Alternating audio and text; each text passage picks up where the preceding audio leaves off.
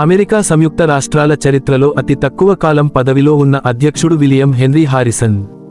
ఆయన 1841లో కేవలం 31 రోజులు మాత్రమే అధ్యక్ష పదవిలో ఉన్నారు.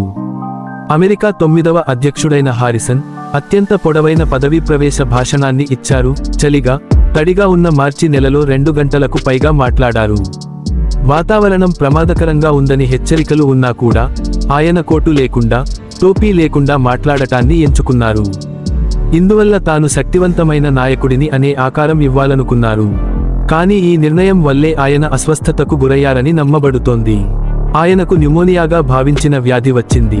తద్వారా పదవీ ప్రవేశం చేసిన నెలలోనే ఏప్రిల్ 4, 1841న ఆయన మరణించారు.